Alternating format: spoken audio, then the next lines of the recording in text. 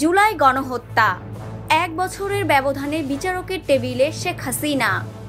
২০২৪ সালের জুলাই আগস্টে ছাত্র জনতার উপর রাষ্ট্রীয় নিপীড়নের ঘটনায় দায়ের করা মানবতা বিরোধী অপরাধের মামলায় পলাতক সাবেক প্রধানমন্ত্রী শেখ হাসিনা, সাবেক স্বরাষ্ট্রমন্ত্রী আসাদুজ্জামান খান কামাল ও সাবেক আইজিপি চৌধুরী আবদুল্লাহ আল মামুনের বিরুদ্ধে অভিযোগ গঠনের শুনানি ১ জুলাই অনুষ্ঠিত হবে।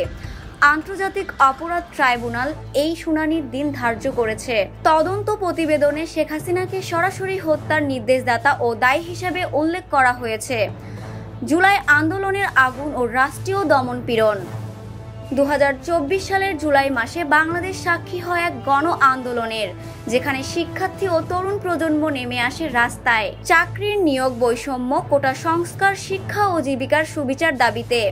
তবে এই ন্যায্য আন্দোলন রুখতে যা করল তৎকালীন সরকার, তা ইতিহাসে আরেকটি রাষ্ট্রীয় হত্যাযজ্ঞ হিসেবে লিপিবদ্ধ হয়েছে।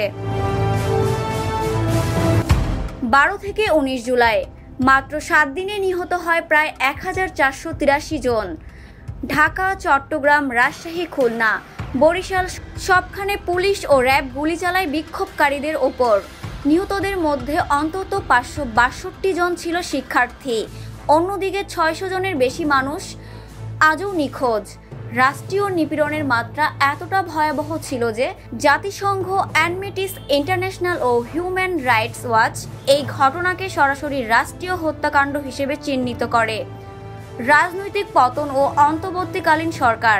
আন্দোলনের চাপে ও আন্তর্জাতিক চাপের মুখে আগস্টের মাঝামাঝি সরকারের ভেতরে বিভাজন তৈরি হয়। ২১ আগস্ট শেখ হাসিনার সরকার কার্যত ভেঙে পড়ে। দেশের নিয়ন্ত্রণ নেয় একটি অন্তর্বর্তীকালীন প্রশাসন। এই প্রশাসন গঠন করে জনগণের সত্য কমিশন এবং আন্তর্জাতিক অপরাধ ট্রাইব্যুনালের বিশেষ শাখা। তারা গোপন বন্দি শিবির, বিচার বহির্ভূত হত্যাকাণ্ড, নির্যাতনের দলিল প্রমাণ সংগ্রহ করতে থাকে। তদন্তের ফলাফল ও বিচার প্রক্রিয়া। আসাদুজ্জামান খান কামাল ও আইজিপি মামুনের বিরুদ্ধে প্রতিবেদন দাখিল করে। ১২ মে প্রকাশিত সেই প্রতিবেদনে বলা হয়, জুলাই গণহত্যার পরিকল্পনা, বাস্তবায়ন ও গণহত্যার অনুমোদনে শেখ হাসিনার ভূমিকা ছিল মুখ্য। এটি একটি রাষ্ট্রীয়ভাবে সংগঠিত মানবতা বিরোধী অপরাধ। ১ জুন এই মামলার অভিযোগ আমলে নেয় ট্রাইব্যুনাল। ২৪ জুন জানানো হয়, আসামিরা ৭ দিনের মধ্যে আত্মসমর্পণ না করলে অনুপস্থিতিতেই বিচার চলবে। ১ জুলাই শুরু হবে অভিযোগ গঠনের শুনানি। শেষ কথা, ন্যায় বিচারের পক্ষে এক পদক্ষেপ।